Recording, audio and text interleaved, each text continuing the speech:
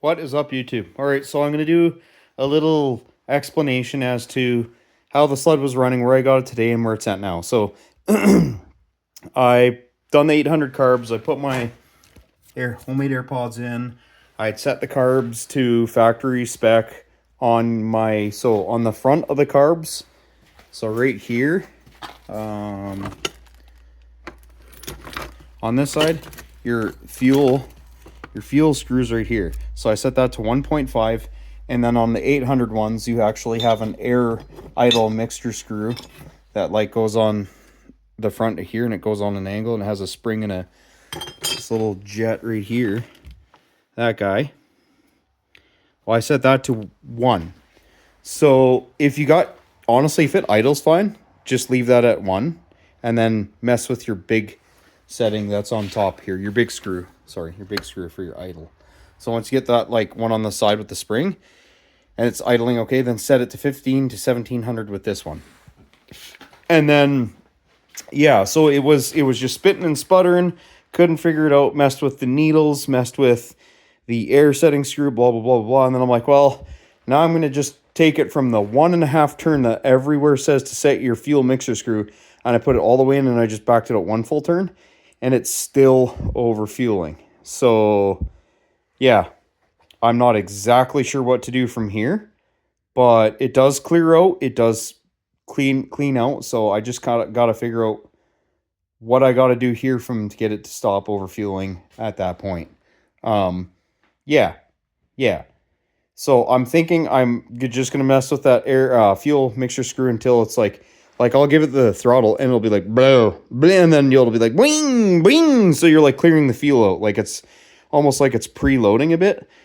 So I'm not overly concerned. I know I'm getting closer and closer the more that I just dive into this thing. Also, my TPS, my throttle position sensor, I have a spare harness here. This is the pigtail for it. So I might just like unplug that one from the sled and plug this one in. But this guy right here is on the ground wire, the black wire. It pulled out. So I like just stuffed it in there and like really reamed it in there, and I wedged something in there so it would stay in there, but it could be also causing me issues too. So it's it's old wiring, right? Like that's old wiring, like who knows.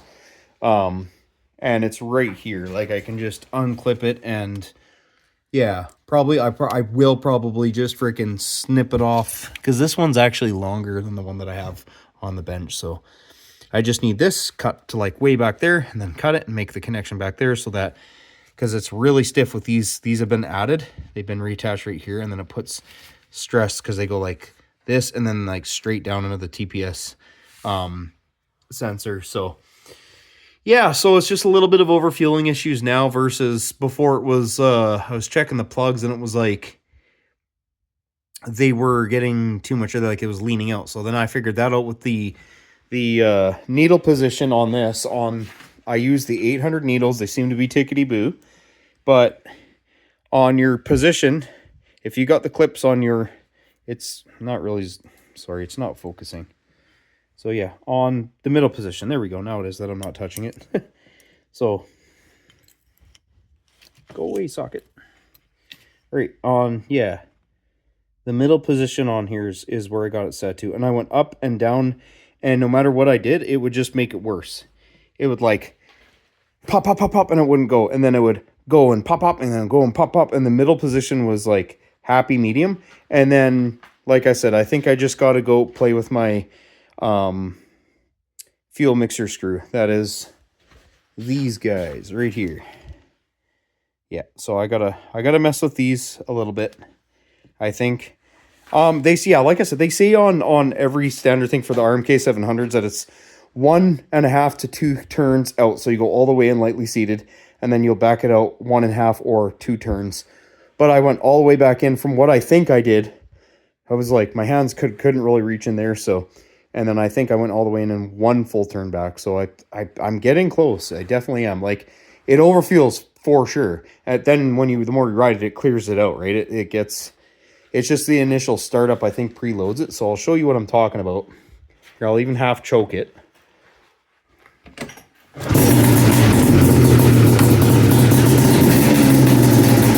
Watch what I do here.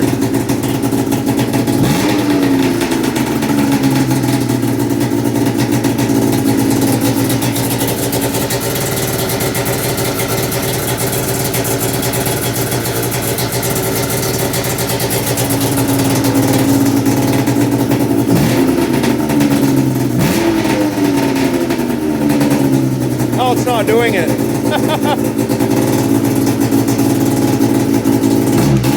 There you go.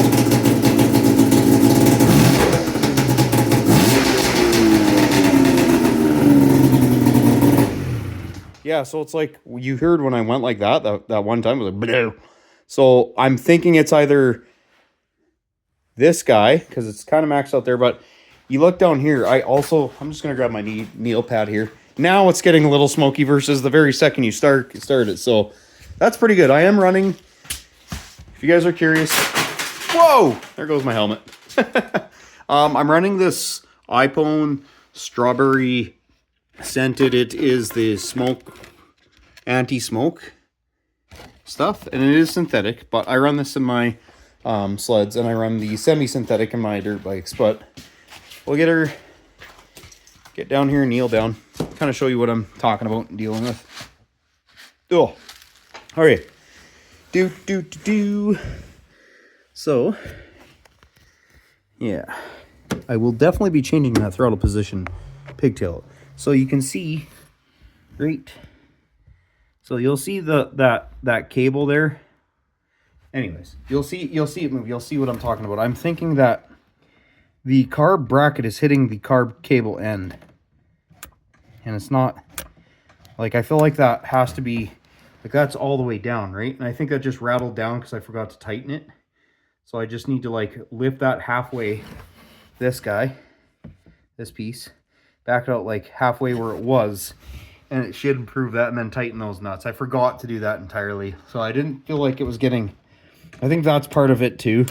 So I'll start with that actually and see, because that would pull it up into the position it needs to be. But like I said, I'm just gonna slide the seat and tank back. It's so easier to work with my hands in there versus like trying to fit my fat hands down in there. It's a bit of a chore, but yeah. And then I can actually like just reach in between the pods, or I can just take one of the pods off and set, like, this fuel screw is hard to get at. I can, like, yeah, it sucks. I can, like, kind of get my hand in right there. I'm touching it, but I can't tell if it's fully seated or not when I'm doing it. So yeah. Oh, so probably a lot easier just to slide the tank back again and make sure, like, go all the way fully seated until it's nice. Back out one full turn, set that throttle, and go from there. I think that's as easy as this is becoming now. If you guys are ever looking at my head and wondering what's this gunk, it's just sealant. It's just silicone. I put it around the bolts when I put it in, and that's what this is too. It's just silicone. Yes, there's rubber O-rings in here. They're brand new. There's O-rings around here, these round parts. There's your main O-ring around here. And this is like a two-piece head. So this cap is separate from this. And then you have like these dome parts that come up, that raise right in the center there. The silver parts. And there's O-rings around there. So I did put all new O-rings in there years ago with my buddy Dallas Doyle. And this motor was in another chassis. And then I took it out and put it in this chassis through COVID, and then had it running real good, and then I traded it, and then ever since I got it back, it's been like trying to figure out what everybody's done to it, which hasn't been that bad. The motor's strong. It makes full compression. I put my borescope down the cylinders. It's good. Yeah. And these, look at those. Hey, look at those AirPods. Ain't that a thing of beauty? Would you just look at that? Just look at that. Yeah. So... and then I got my fuel shut-off valve, and this is my tank vent right in between. So if I'm ever having a hell of a time starting, I can just blow a little bit of air in here, and it'll freaking push it through the line and then to the fuel pump. And yeah, just a little bit though. You just got to low pressure PSI. But yeah, so that's kind of where I'm sitting, you guys. Just kind of wanted to go into the breakdown of the aftermath of today. And like I had it like wide open throttle in the ditch, and it was running great, no issues. And then I kind of noticed, I was like near the end, I was like, it feels like I got to play with the throttle. And then when I went to go bring it in, it freaking popped and burped a little bit, and I'm like, what the heck? And then I just seen my throttle that guy like that all the way down. So I think pulling that up will vastly help that. And then I think I got to set my idle to 1700.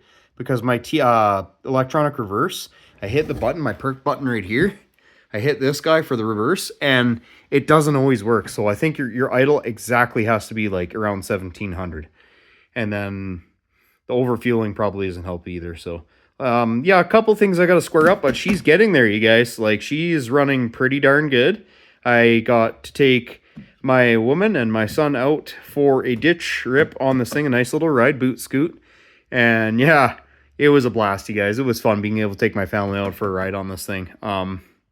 It's really cool when you have something running that you've been working on, you put all the time into. So guys, please don't give up. Like, a lot of people, by the time I was like, I switched from, I went up and down on the 800 needles, took them out, went up and down on the 700 ones, and I did it all with the carbs in here. Dude, it was a lot of work. So don't give up. Like, keep being persistent. Just be cautious, be careful, take your time. Like, what do you got to lose? Honestly, if you get it to the point where it's actually running decent, and then you get it crispy and smooth, it's such a payoff, you guys. And you can do it. If I can do it, you can do it. And I just gained all my confidence and knowledge through my brother-in-laws. Like, they have helped me so much on this build, and it's getting better, and it can only get better. So yeah, anybody that's feeling down on themselves on their projects, just keep at it. Eventually, you will get it. And then once you learn it, you'll feel so good and smart and top tier. And you've earned it at that point. Yeah, you see how that's turning? I mean, it's the little things, right? When you're so tired and burnt out and you've just been working on the same thing, you miss things like this. Like, sorry. I'll just turn that so you guys can see. See how that whole thing's turning? Yeah. So it can happen. Happens to me. And I know I'm actually a fairly decent mechanic. I mean, I can take something that wasn't running at all to this, right? And yeah. All right, guys, I will stop rambling on. I'm just very excited about the sled. I just wanted to give you guys kind of an update as to like where I am at with carb tuning. If you guys are ever looking at building something like this, or you have an RMK 6, 700, 700, 800, even a 500 Indy, it'll give you a good general base toward is how to set your carbs. If you got the Mikuni racks, which basically, there's like so many sleds that have the Mikuni racks on them, it's ridiculous. Like Ski-Doos, and yeah, there's a lot. Even Harley Davidsons, they have a lot of bikes have those carbs on them. So yeah, so all right, guys, if you haven't already, please consider to like, comment, subscribe, and yeah, I'm gonna keep picking away at this until she's tickety boom and minty, and I don't gotta do anything, just pull and go. Which with the 2-stroke, you're always going to have to do something every season, but I want to get all the main bugs figured out in her. All right, guys, we'll catch you in the next one.